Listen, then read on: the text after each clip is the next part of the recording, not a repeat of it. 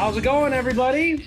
Welcome to episode number one of the new podcast I've got on this channel now, the Liberation Hour. That's right. You may be used to this channel being called the Epicenter with Aaron Jackson from a couple years ago, but this is now going to get changed into a new podcast I'll be posting weekly here, as you can tell by the logo behind me. We're going to call this the Liberation Hour. A lot of you who have followed me for years now and what I've been doing have seen that I've had a podcast before called the Liberty Hour. I had multiple guests on for that. We would talk about many different things, but we kind of centered around politics. And this specifically, this podcast, I want to be centered around news and politics. I want to talk about things that are happening on a national level, specific issues. I want to be talking about things that are happening on a local level as well.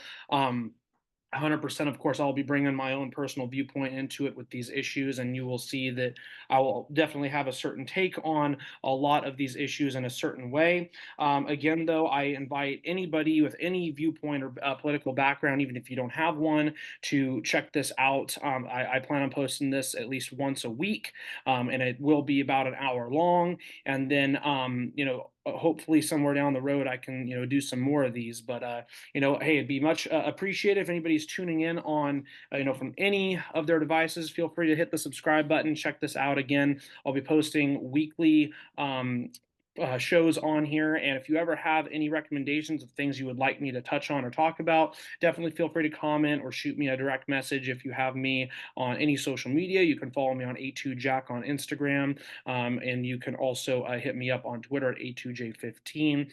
But yeah, we're pretty much going to jump right into it. Again, this show is one that we will have a guest on some weeks, and some weeks we won't. And I want to get into the first issue I want to talk about, which will actually lead into the guest that I actually have on the podcast today. The number one issue I want to touch on today, I'm recording this on July 7th, so it has been exactly 9 months since the October 7th tragedy that happened in Israel, and there's obviously been a lot of things that have happened with the Israel-Palestine issue over the last 9 months, so we're going to go ahead and jump right into it. Again, bear with me here as I do this today, as this will be my first one, so I'm going to try to do what I can to share things while keeping myself on the screen here, and I think I've got things pretty much worked out, so perfect. So we'll go ahead and jump right into it. First thing I want to bring up is this article talking about the protests that have been going on in Israel on the 9-month milestone. So there have been shutdowns on multiple different routes and highways, and major protests going on in cities such as Tel Aviv over the government still not getting out the hostages in Gaza. There's still 116 people kidnapped and in captivity from what happened on October 7th. Many people calling for a ceasefire, many people calling for an end to the hostilities. And this comes at a time where Israel is also increasing, strikes against Hezbollah and Lebanon. Of course, we've seen what Israel has done with Iran as well. If anybody hasn't paid attention to that, there were attacks back and forth between them a couple of times a couple of months ago. But obviously, the main brunt of the issue goes from what's going on in Gaza right now, with the IDF basically flattening the entire Gaza Strip. And at this point, as I will get into, and might as well bring up the graphic right here, has killed over 45,000 civilians. And again, this is an infographic from almost a month ago. So at this point, you have to think that that number is closer to the 50,000 and maybe even more, because, this is according to the Gaza Health Ministry, which is ran by Hamas. But in a lot of these conflicts that have happened ever since, the Gaza Strip has been run by Hamas now for about 17, 18 years or so. A lot of these numbers with any of these conflicts do turn out to be pretty accurate. If anything, these are actually undercounts from what we see going on over in that area of the world. So, just looking at some of these numbers and just how sad of an issue this is, there have been over 1,000 healthcare professionals that have died. 361 healthcare facilities, including many ambulances. Anybody who's paid attention to this issue will remember back a few months ago when a couple of the World Food Trucks I believe trucks were bombed that were carrying, humanitarian aid to people over there. And we've seen mass famines and just people dying from that as well. So crazy things that are going on over there right now in the Gaza Strip. The number it shows 1.7 million displaced is actually closer to 2 million now, ever since Israel has gone through their mission through the IDF in Gaza in Rafah. So they're just continuing to flatten that strip right now, and I think that a lot of people who are in Israel, even though polls have come out showing that they aren't necessarily against the aggression that has happened over there, there are an increasing number of peoples that want the captives out of Gaza and are willing to do whatever's necessary to have that happen.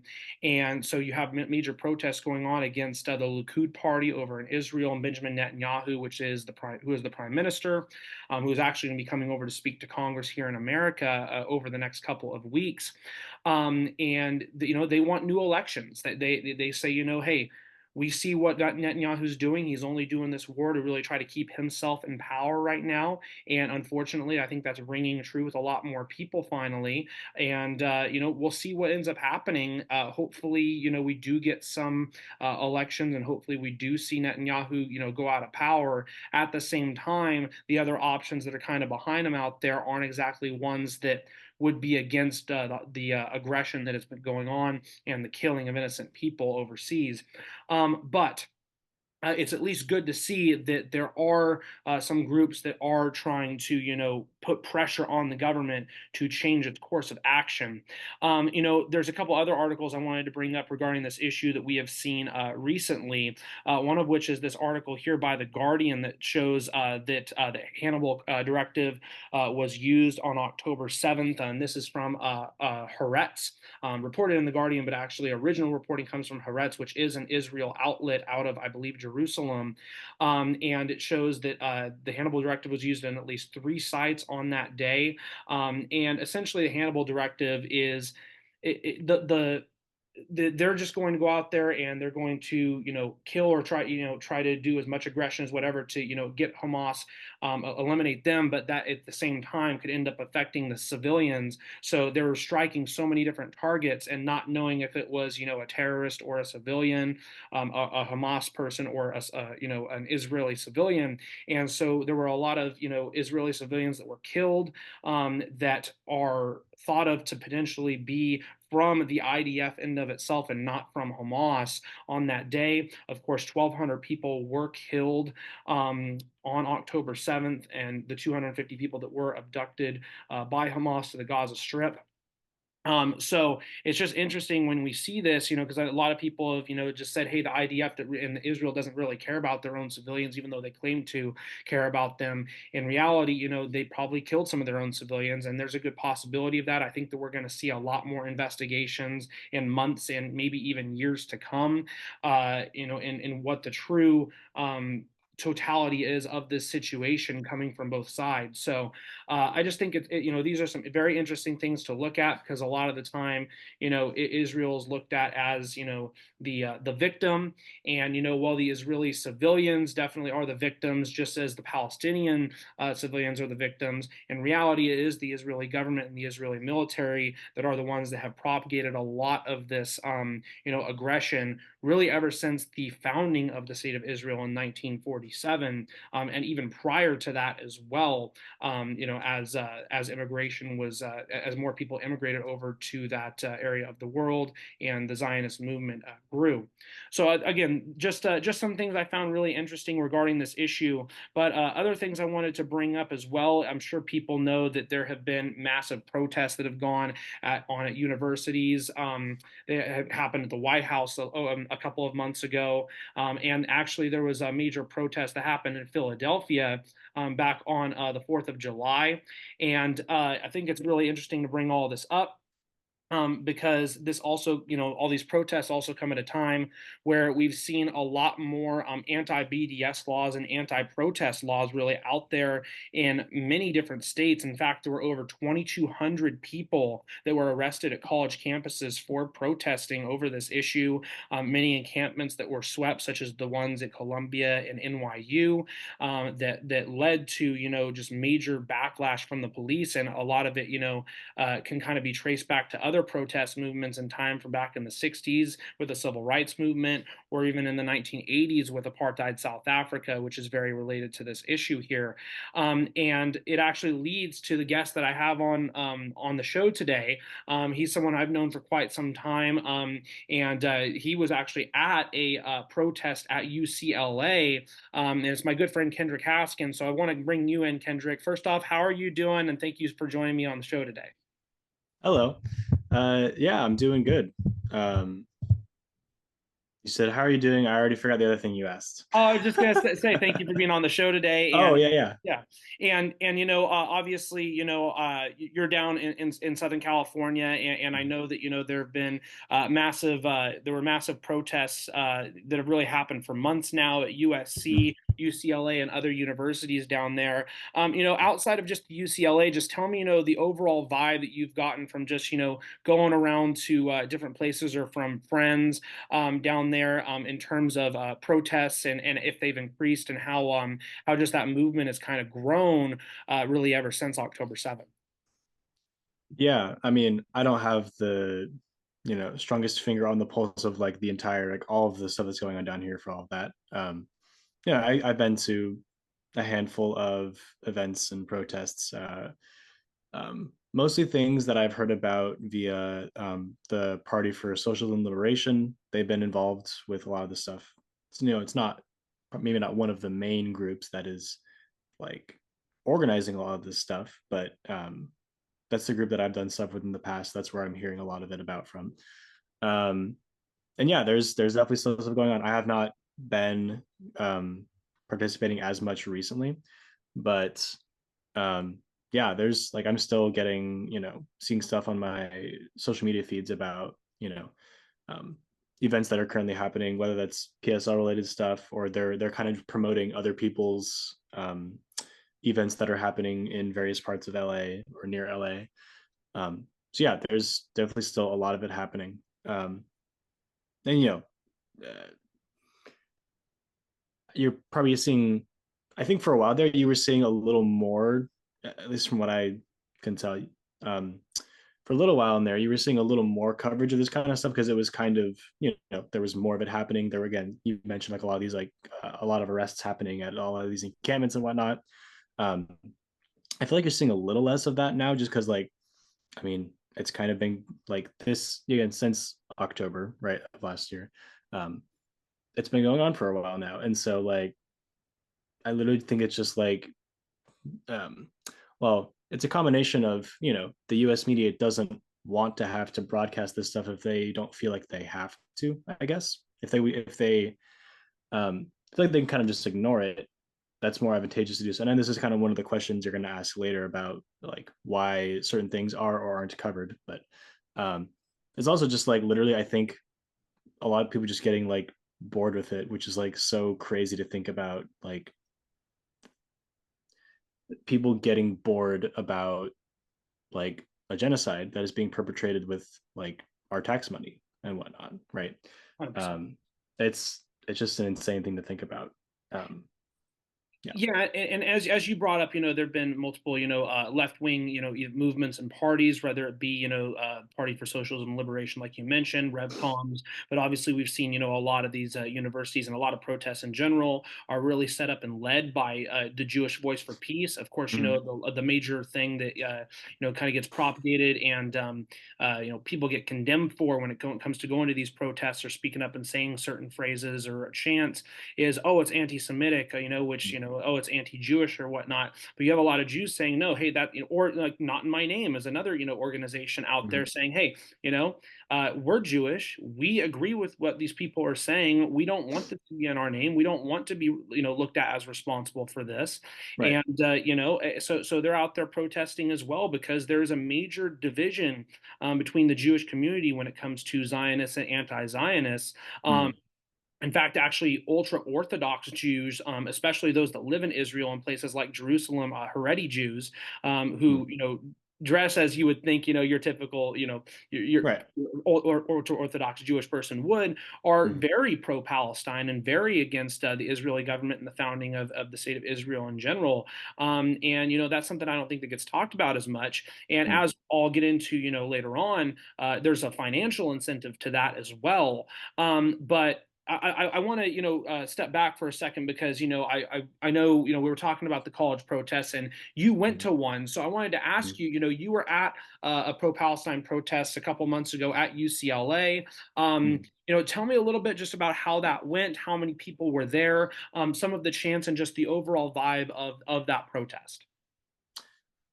Yeah. I don't remember how many. Well, again, I was only there for basically a day.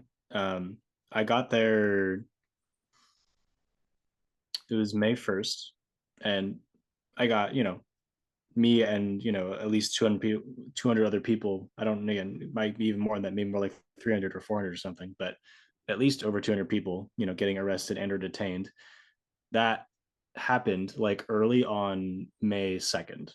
And it's easy to remember that day because May 1st is International Workers' Day. So, um, yeah, our barricades basically, I guess the encampments barricades held uh, long enough for us to kind of like, get through May 1st and into May 2nd. But, uh, arguably it was kind of inevitable that it was eventually gonna, they were gonna get into the barricade because there was just so many from so many different like departments and stuff, like the CHP, the I think various different like campus securities, LAPD, of course, just so many people there. um Anyways, um so yeah, they ever since I had gotten to the encampment, they were already the cops had already started like, every maybe I don't know, certain number of minutes, they would blast over this loudspeaker, basically saying like, "Hey, everyone, this encampment has been declared unlawful. You need to leave. We're going to arrest people who are still here," basically. Um, and so they were saying that like every once in a while for like hours. Um, and so a lot of people did leave. Um, so as far as like how many people were there, like at the height of it, I mean, it was at least, a few hundred more than we than got arrested. So like, I don't know, that's a lot, right? Yeah, I don't know like a total number or anything. I haven't like looked, I haven't found like a number for that, but there's like a lot of people.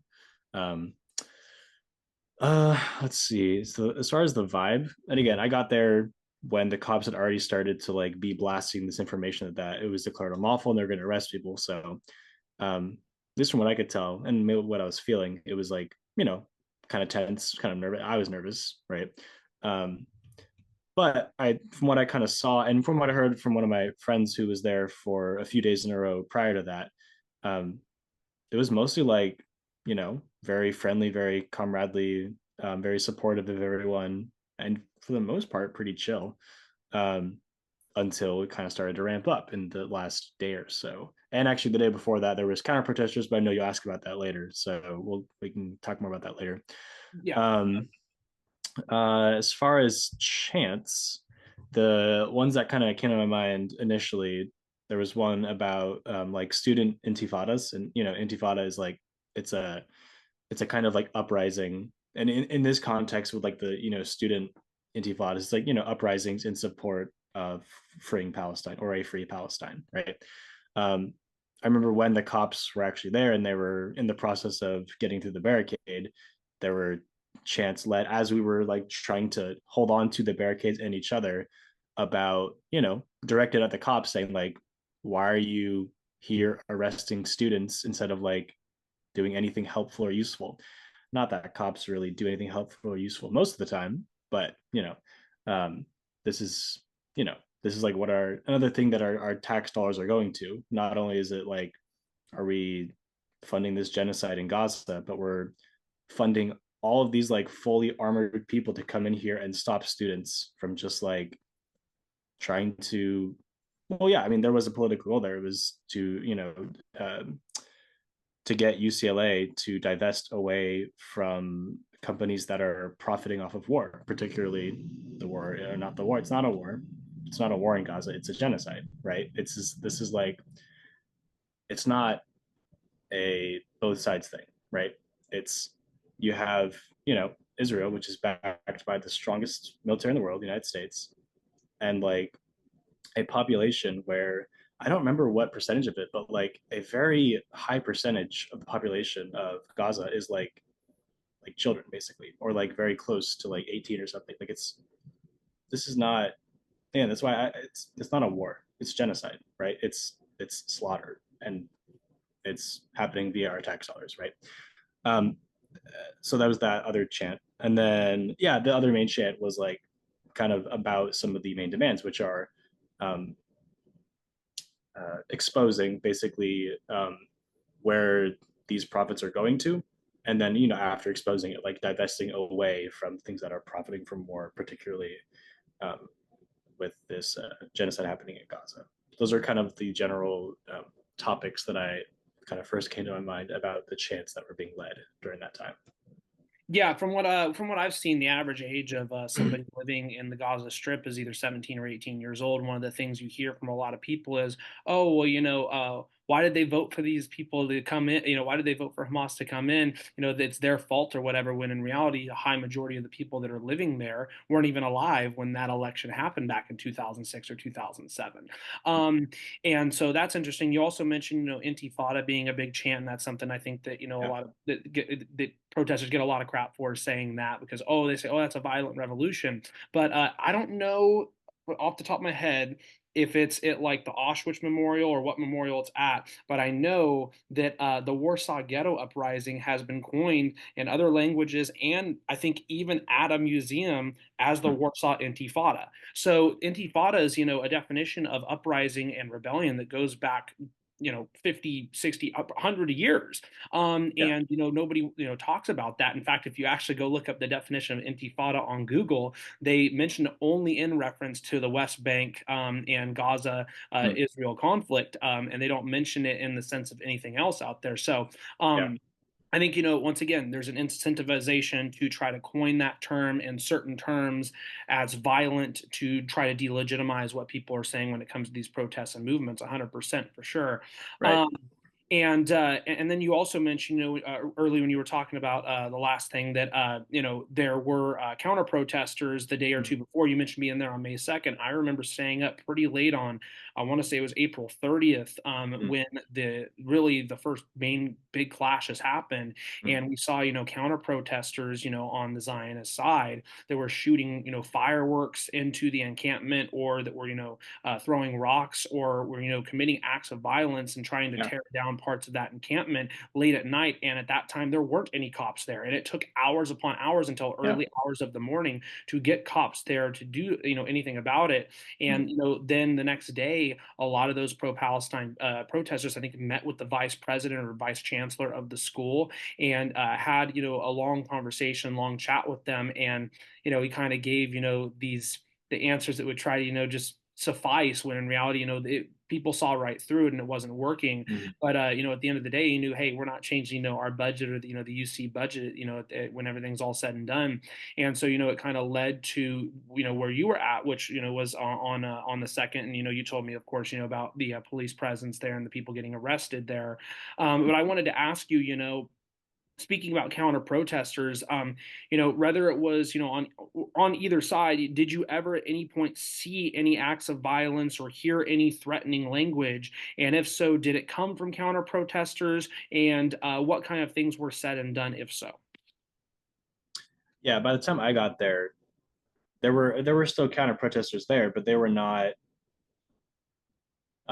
like kind of at the front of the barricade, or they weren't as close. They were farther back, and they had this like huge screen there, which was like basically playing a bunch of Zionist propaganda on it, right? But I had my friend who was there for a few days before that. Like she was there when those kind of like main clashes happened. It's really just the Zionist counter protesters attacking the encampment, right? She got like it was either maced or pepper sprayed or something. Luckily, she had like some protective goggles on, but like I think it didn't um, it didn't totally protect her. Like she still like was pretty affected by that, and she had to like kind of she was out of commission for a little bit after that all kind of happened. And yeah, like you said, like during most of that, the cops were nowhere to be found. They were just, letting it happen. No one um, come to stop it. No one. It is crazy because again, these counter protesters, as far as I know, like, are not mostly UCLA students, and even if they were, it wouldn't make it right. But it's like it's people who just showed up to like come attack people who are mostly students at this encampment, right? Um, and the cops don't care. And again, in some sense, it makes sense because like the these Zionist counter protesters, their belief system aligns with that of the U.S. government, which by extension aligns with that of the cops, right? So in some sense, it's not that surprising, but it's just so blatant. Um, as far as when I was there, again, the only violence when I was there was from the cops, of course. It was the state sanctioned violence of, you know, violently tearing apart the barricade, violently grabbing people away from, we were all linking arms a lot of the time to try and keep each other with each other. Um, throwing some people to the ground and whatnot. Um, yeah, they were also launching. Some people were using the term flashbang. I don't really think that's what I don't know. That's not what they were, but it was like yeah, they were kind of like fireworks or some kind of. They would like launch this stuff into the encampment that were just like super loud. And again, I think a lot of us had earplugs, which was good because otherwise it would have been like insanely loud. Um, so there was that. Um, there's some other stuff I'm trying to remember as well. But I mean, yeah, again, the main stuff is just like the fact that they were here to stop this encampment at all and, just arresting everyone for just because they said so, basically, just because Newsom sicked CHP on us or whatever. And yeah. Um, yeah. So when I was there, it was all police violence, basically. They weren't saying much, they would, sometimes would respond with some snarky comment to someone, but generally they were standing there silent while a lot of us were kind of yelling or chanting at them various things. And then they would kind of mobilize for a little bit. They'd grab some people, then they'd stop for a little bit. Maybe they'd advance a little bit more, grab some more people, tear some more of the barricade down, this kind of stuff. Um, and yeah, they just did that until they got everyone basically. So yeah. It's really interesting how you brought up the point of that de facto basically the cops are kind of on the side of the counter protesters because of the U.S. government being on that side really as well. Mm-hmm. Because I really feel like from what I've seen from some of these college protests in response to Israel Palestine that there's been more of a pushback it feels like on that than there was back in 2020 with the Black Lives Matter protests, which in effect the main thing was to fund the police. So it's amazing how the financial side of things really plays more of a factor because I think there's more of a financial incentive to protect Israel than there is even to protect the cops or the police. Obviously in that Yeah. side, we that's a whole nother issue right there, of course. But it's just interesting to see that kind of play a part. Just the financial side of things. Yeah. Um, and again, I think that's what probably also mentioned earlier. Like, I mean, I think a lot of supporters of Israel say things like, Israel is the US's greatest ally or something. And in some ways, that's not entirely false. It's just that that is a bad thing because the US is the main dominating empire of right now. So, like, yeah, in some sense, they are our greatest ally, or maybe one of our greatest allies. Particularly, it's one of the main ways that we like keep control and destabilization of the Middle East is because of this proxy state that we have as Israel, right? Um, so yeah, it's incredibly important to the U.S. So Right. And I would even go as far as saying like the US being the biggest world empire wouldn't even be a bad thing if it wasn't for what it's supported over the last 50 100 plus years and whatnot, and all the wars that have happened in the Middle East. If it was for other reasons such as great economic policy or whatnot, great. But unfortunately, we don't see that really as much in this country. I wanted to ask you, this is something that kind of just came to mind because I've seen it on some other videos that there have been specific policies and whatnot. Obviously, you went to the encampment. What were some of like the main specific like rules or policies when you entered the encampment? What are some of the things that they kind of had just everybody make sure they were following? Let me think. So when I was first going to be arriving there, my friends told me that in order to enter the encampment, you need to have someone like vouch for you, I guess, to kind of just weed out people who might try to get into the encampment and just kind of like screw things up, or I don't know who knows what else. People who are would try to infiltrate it for whatever reason, right? So when I was getting there, I had to meet up with my friends to make sure that I get in. Now it turns out at that point, as far as I could tell, they had relaxed that a little bit. Um, Partially, I think because a lot of people were leaving at that point because again, this is when the cops were blasting that they were going to start arresting people, right? So I mean, I think one of the main things they did say was like, hey, like they kind of just reiterated like they are telling us they're going to start arresting people. So like, if you want to come in here, just like make sure you know that. Um, so that was kind of when I first got up to like kind of one of the entrances there. That's one thing I remember. Of course, one of the other main things was like if you're going to take photos or videos, like try not to have anyone's like face in it. A lot of people were wearing like masks anyways, but that's just an understandable precaution. You don't want to necessarily be broadcasting people's identity who don't want their identity broadcasted, especially with a situation like this, right? So that was one of the main things. Um, they recommended if there were opportunities to like, of course, the thing like don't say anything to cops, right? Um, Ideally, you don't really want to be saying much to reporters if they're in there. You could refer them to, um, I guess, various like kind of media personnel there. Yeah, if they're media trained. Yeah. Yeah, that kind of stuff. So, um, what else? I'm trying to think about rules in relation to this because there was a lot of supplies there. Like again, there were helmets, there were goggles, there were earplugs, there was food, there was water. Um, as far as I know, I mean, it's generally kind of just like a use what you need kind of thing, right? And if you have anything that you can bring to help, that's cool as well, right? Um, um, they generally recommended like if you're gonna go anywhere for a little bit and come back, some kind of like buddy system. Just make sure you're kind of like not there on your own, I guess. Wherever you end up going or something. Um, and there's probably various other rules as well that I'm not thinking of off the top of my head here, but um, those are kind of some of the things that are coming to mind. Yeah, and a thing that too I wanted to bring up is that there have been, obviously varying levels of success to, these college protests on Mm, campus, some of which have, been quashed by police and nothing has happened, unfortunately. Whereas in mm, other situations, such as, and I can say in this situation, I'm proud to be a Hornet. Sac State and Davis, there have been, actual concessions that have been made and say, hey, mhm, we are going to divest from the companies that do business with them, and we're no longer going to, have financial ties, which is a great thing to see. mhm. It's unfortunate how rare that has been, but there Yeah. have been cases where this has been successful, just Mhm. as it was successful back in the apartheid South Africa times as well. Right.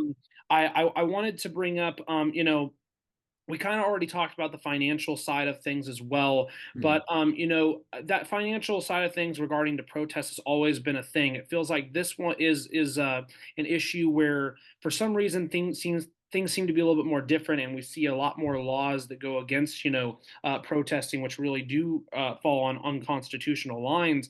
Why do you think that Mm. we've been seeing an overall increase of censorship, particularly on this issue, especially in a time where people consistently and constantly talk about things like cancel culture?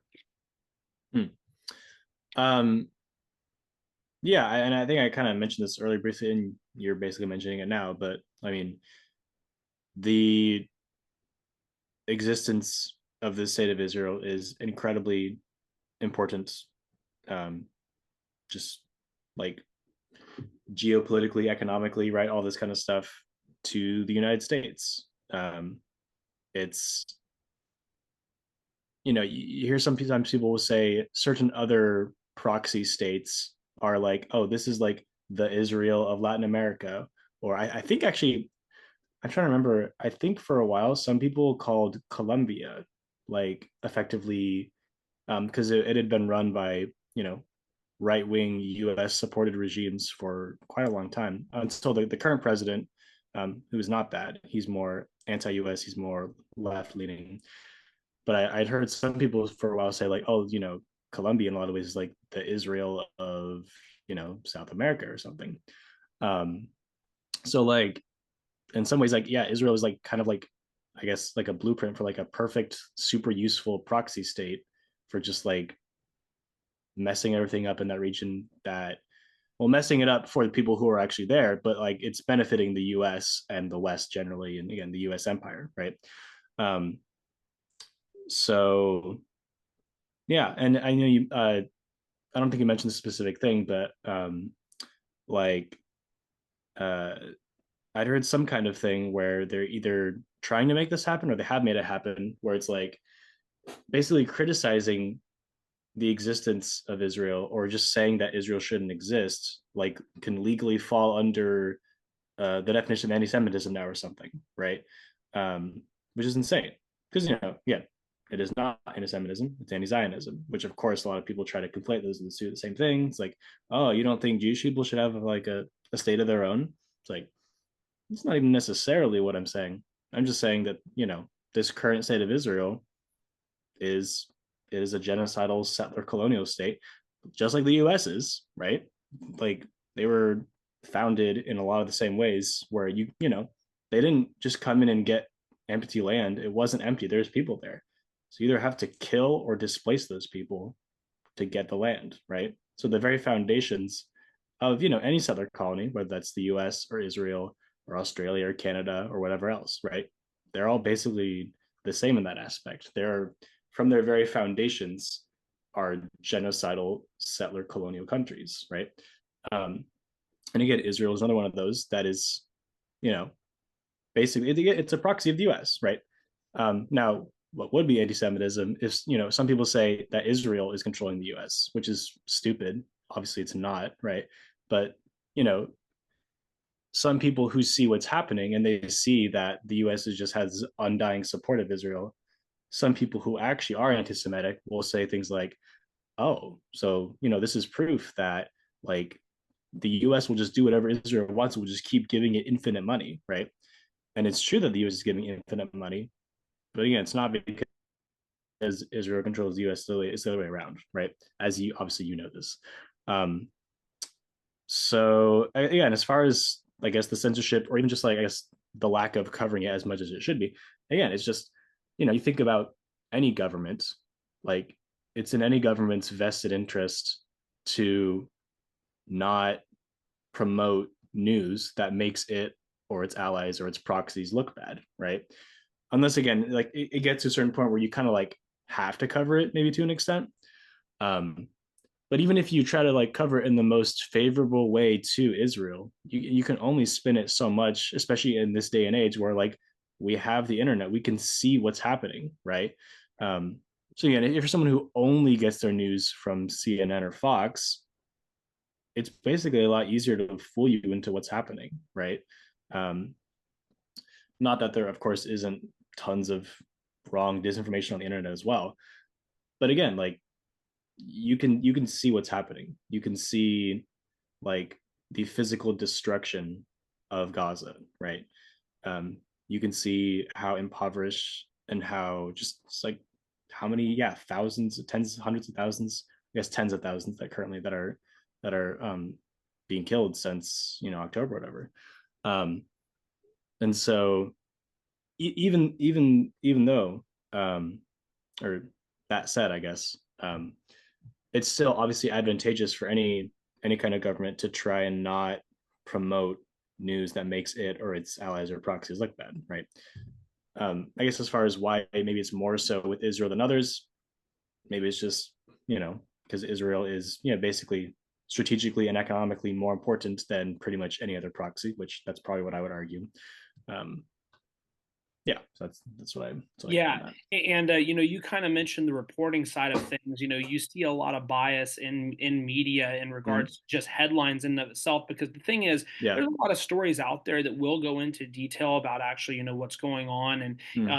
for the most part, I think that a lot of sites, when it goes into actual reporting on this, do a decent job. But I think a lot of heads of these corporations, these news corporations, know that unfortunately a lot of people are lazy and aren't going to read the full articles. They're going to get Mm. their news mainly from the headlines, and a Yeah. lot of headlines on this issue are airstrike in blah blah blah, and Rafah kills this many people, but it doesn't say who did the airstrike. And so Yeah. but then you see like, oh, Iranian airstrike killed blah blah blah. Here, it's specifically biased in the way of not trying to implicate like as you mentioned, a close ally in war Yeah. crimes. So yeah, I think that there's that aspect. I think another aspect of it, and I'll kind of touch on this later in the show, and I'll also plan on going more deep dive on a specific issue related to this next week. Is I think there's a lot of religion involved in this country. There's a lot of Christian Zionism. Mm. So you see, I mean, you see it with there's a lot of laws right now that are on the books that are going more towards Christian nationalism, such as the Ten Commandments being on the books, and or Yeah. being in all the schools in Alabama, or Mm. having to have a Bible and be taught about it in Oklahoma. Yeah. But you also see a lot of Christian implications and reasonings behind why there's a support for Israel, because it's the Holy Land and whatnot. So That's wacky. yeah. So there's a lot of background to that too. And again, I'll be talking more specifically about how we've seen religion kind of be intersected with government next week. But I Hmm. was going to say also, I mean, there's a lot of, you don't have to be a pro-Jewish person to be pro-Israel. There's many people out there that are very Yeah. anti-Semitic that are pro-Israel. For example, Like Zionist Christians, yeah, basically. Like, yeah, what they believe, it's insane. Again, I'm uh, a Christian, right? For people who don't know, right? But like, yeah, what I don't know, like if most U.S. Christians believe this, but like, yeah, basically, like from what I've heard from Christian Zionists who do believe this, or I've heard about their viewpoints, like it's this idea that like, you know, you need to have like there's like certain like requirements like in the historic land that a long time ago, yeah, it was Israel, but is now the historic land of Palestine that's being occupied by this new state of Israel that has nothing to do with that very old um, region of what was called Israel back then. And it's like it has to do with like bringing about the apocalypse and stuff. And it's like, oh, you need to fulfill these certain like weird requirements in this land, otherwise Jesus isn't going to come back and like redeem the earth and send all the sinners to hell and send all the Christians to heaven. And it's yeah, it's insane. And again, like this is I wouldn't argue that these religious things are like the main cause. As you said, it's mainly like economic, right? These are just some of the kind of like justifying mm, mythos or religious ideas or whatever that are some ways that are used to kind of justify it. Just like I don't know, I think about the founding of the U.S. with like manifest destiny. That wasn't just, I mean, that idea is like this is our like God given land. It wasn't just like we want this land. It's like no, God said this is ours. So it's again, the religion there is not the thing that's causing it. It's just like it's one of the many excuses that is used to justify it, right? So yeah. Yeah, and I was just going to add on to that, to touch on that also, and this will go into something I'll talk about later in the show. But the National Rally Party in France, the right wing candidate Marine Le Pen, her father, complete anti-Semite, a Holocaust denier, but she's like the staunchest pro-Israel person out there. So there's just an example for it right there as Yep. well. Yeah. I wanted to finish this by asking you, Kendrick, because Mm-hmm. I think it's an important conversation and topic to bring up, because I Mm-hmm. think that a lot more people, because of what has happened and from what they've seen with the atrocities on social media, have become more dissuaded from Israel, and realize what they're truly doing, or realize the whole Zionist movement in general. I want to ask you, do you think that at some point of our lifetime we will see an independent Palestinian state, whether that's through a two-state solution, or a one-state solution, with an independent free Palestine? I guess, where do you see things going on this issue over the next decade, and what are your just thoughts on where we go from here? I do believe we'll see a free Palestine in our lifetime. I don't know how it's going to happen exactly, but um, again, tons of parallels are drawn between this and, like you mentioned a few times, apartheid South Africa, right? Um, and just like within that situation, the primary people who caused um, that regime to fall, it wasn't people in the West protesting. That had some impact on it, right? That um, that maybe did that, or that did play a role, right? But that wasn't like the main reason why they were overthrow why they were able to overthrow the apartheid government in South Africa. It was because the people who were actually there, who were like putting in like the effort and making the sacrifices to make that happen, right? Um, so similarly with Palestine, like you know, it's it'll be because of the continued like bravery and steadfastness of the Palestinian people. The things that we do in our other countries, particularly in the West, particularly in the US, can affect it to an extent, right? Like, you know, if things continue as they are and Israel just keeps being this egregiously horrible, where even Americans who like generally don't care about anyone except themselves or maybe their family, if it's getting so bad that even so many of these people are like, whoa, like this is bad, right? Like as long as that keeps happening, like it's possible that there could be enough people who call for us to basically stop supporting Israel, right? Um, and of course, if that happens, that would be a huge game changer, right? Um, I don't know if that particular thing is going to happen, or maybe if it's going to happen to an extent, maybe it's just like less support overall. I don't know, because pretty much every politician still, whether that's Democrat or Republican, seems like almost all of them are still very much staunchly pro-Israel, right? So it's the opinions of the actual people, and again, this is same on so many issues where it's like the opinions of the people in the country are not the same as the opinions of the politicians because all the politicians are bought, right? We all know that, right? Um, so again, the public opinion here does make a difference and it does matter. I think if none of us believed that if we believed that it didn't matter, then why would we do anything, right? But again, it's not we're not the main ones making anything happen. Basically, it's the people who are there, the Palestinian people who are there, who know that this is their land, who know that they were there living, and that a bunch of you know colonists decided, hey, let's just again kill or displace people in these areas and just take it because we can just do that, right? You know, Obviously, and this wasn't even that long ago. This is less than 100 years ago. Yeah, It's 75 yeah, years. set right. It's really not that long ago. And again, the people who like the original Zionists who like created this plan and did this thing, like they were straight up. They like admitted that this is like a colonial project because they know it is because it obviously is, right? Um, um, so yeah, again, I don't claim to know or even really think I'm able to make any predictions about a lot of the specifics of how this will happen. Um, but yeah, I do believe it'll happen within our lifetime. I think it's going to be probably more difficult to make it happen than what happened in part of South Africa.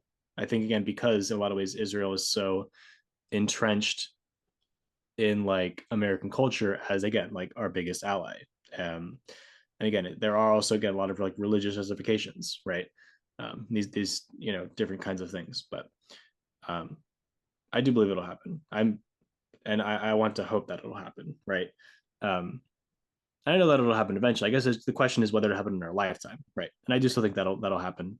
I believe in the Palestinian people, but um, it won't happen without great sacrifice, as has already been happening ever since the establishment of Israel, right?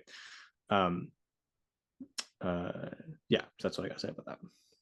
Well, hey Kendrick, thank you for so much for coming on and chatting Mm-hmm. with me about this issue. Obviously, I know that being there, and I know there were as you mentioned, hundreds of people that got arrested, and I'm Mhm. sure that was not a fun, dealing with all of that and stuff and all. But obviously, putting yourself out there as everybody else did, for the issue is something that takes, I think, a lot of courage to do so. And obviously, I know this is a very important issue and will continue to be an important issue for years to come, especially right now, at least until this current conflict that's going on right now is over. So Mhm. thank you so much for coming on and chat with me about this. I really appreciate it, man.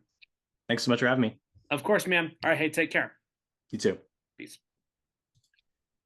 So that was my good friend Kendrick Haskins, and I'm glad that he was able to come on and chat about that again. Thought that him talking about his experience there and just thoughts overall on the issue would give people more of an idea of what's going on.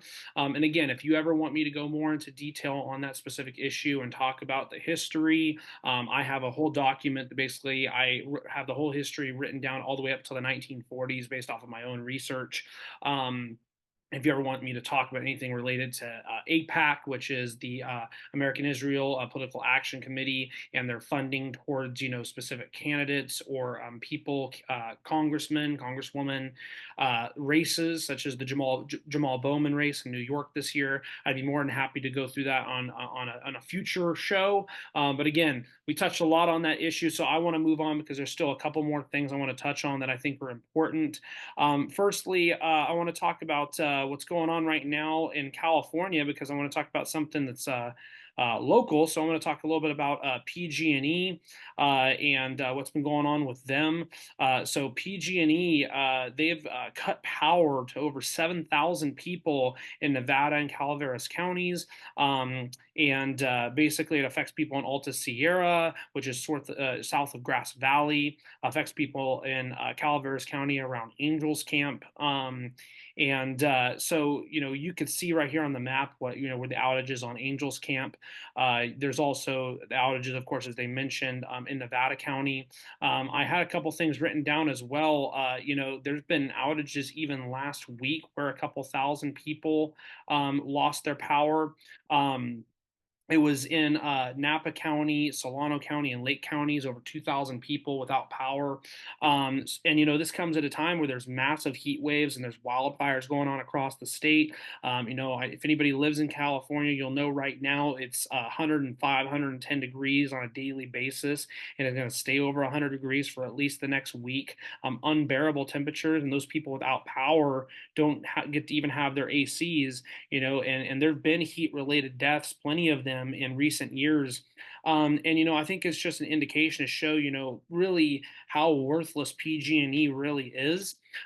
So I have some stats, and these come from sources such as ABC7 San Francisco, EWG, NBC News, and Cal Matters. Since 2017, PG&E has caused over 30 wildfires, destroyed over 23,000 structures, and killed over 100 people. They paid $117 million to settle lawsuits over multiple fires, including the Camp Fire of 2018 in Paradise up near Chico. Since then, they've raised their electricity rates by nearly 30% to pass off the cost to their consumers. And as of 2013, 75% of their power lines lacked inline grounding. And in 2018, investigators found that PG&E diverted nearly $250 million meant for power line undergrounding to specified other projects without any oversight. And so they're not having that power line undergrounding has also led to a lot of these wildfires we have seen. Meanwhile, during this time, profits for PG&E have increased 25% over just this past year alone. And I think that's an important thing to talk about on this issue is the fact that PG&E is a publicly sold company out there on the New York Stock Exchange, but is supposed to be a company that is a public utility is just absolutely ridiculous. And so I think that it's really about high time that we start looking at other options. There are nonprofit utilities out there, such as Golden State Energy, which is managed by a democratically elected board. I also wanted to bring up this article from ABC 10, which talks about if people remember back during COVID, Gavin Newsom, when he went to French Laundry in the Bay Area during COVID, he met with a PG&E client by the name of Jason Kenney, and basically Newsom inserted himself as a broker of PG&E's plan to exit bankruptcy. The bankruptcy documents show the company offered to support the plan only if its terms were acceptable to the governor's office. Kenney ran a lobbying shop called Axiom Advisors, which landed a major client in PG&E's bankruptcy, a committee of companies to whom PG&E owed money. They include obscure outfits such as the Davy Tree Export Company, but also major interests such as Deutsche Bank. Um, and so I think it's just, it shows that Newsom has, economic reasons to try to, keep PG&E a thing, and is willing to do basically whatever is needed to bail them out if they ever do get in trouble in any of these circumstances or situations. So PG&E really has no incentive to actually, protect the state and protect the people that's, supposedly supposed to serve.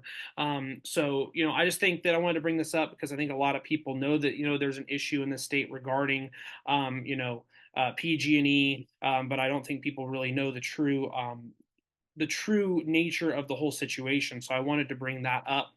Um, that actually kind of leads me over to talking about the current state of politics in this country. I wanted to talk about some polls that are out there because Newsom has kind of been, his name's been put in the hat of somebody that could potentially replace Joe Biden if Biden decides not to run. And after that election that we had a couple of weeks ago between Donald Trump and Joe Biden, there have been multiple people in the Democratic Party, such as in Congress, along with others that have asked for him to step down and have somebody like Kamala Harris run instead. So this article is from the New York Times. Biden tells allies he knows he has only days left to salvage his candidacy. I'll read the first couple paragraphs of this article here. President Biden has told key allies that he knows the coming days are crucial and understands he might not be able to salvage his candidacy if he can't convince voters that he is up to the job after a disastrous debate performance. According to two allies who have spoken with him, Biden has emphasized he is still deeply committed to the fight for re-election, but understands that his viability is on the line. Quote, no one's pushing me out. I'm not leaving. Kamala Harris is also in line. She's kind of emerged as the number one name that could replace Biden if he does indeed step down. Mr. Biden's allies said that the president has privately acknowledged that his next few appearances heading into the July 4th holiday weekend must go well. Particularly the interview we had with George Stephanopoulos this last Friday, which was not really a great interview either, if anybody listened to that. The accounts of his conversations with allies are the first indication to become public that the president is seriously considering whether he can recover after the disastrous performance on the debate stage in Atlanta a couple Thursdays ago. So this article here kind of just shows that there's a chance that Biden is truly considering dropping out, and this would be the first time, I want to say, since Lyndon B. Johnson that we've actually had a candidate step down before the general election when he would have been the candidate. Looking at some polls, I can read them off to you guys here. Kamala Harris is beating Gavin Newsom in polls right now, who would want to be the candidate to replace Joe Biden. Those are polls just showing primary. If we look over to the general election here, I'll actually pull these up so you guys can take a look at them as well. Again, sorry, I'll hopefully get faster on this as future shows go along, but bear with me here. Trump is up almost 2.5 points on Biden in national polls. You can look through some of these, consistently Trump +5, Trump +6, Ipsos, Signal, JL Partners. The one candidate, ironically, that polls ahead of Trump in these polls is Michelle Obama. If she ran, I know that that's probably a person who would be maybe third or fourth in line to replace Biden. I've heard Kamala, and then after that, I've heard Gavin, and then Gretchen Whitmer from Michigan. There's also J.B. Pritzker from Illinois, but Michelle Obama is a candidate that some people are clamoring for too. But you can still see, even against, Newsom, Pritzker, Whitmer, it's still Trump +3, +4, +5.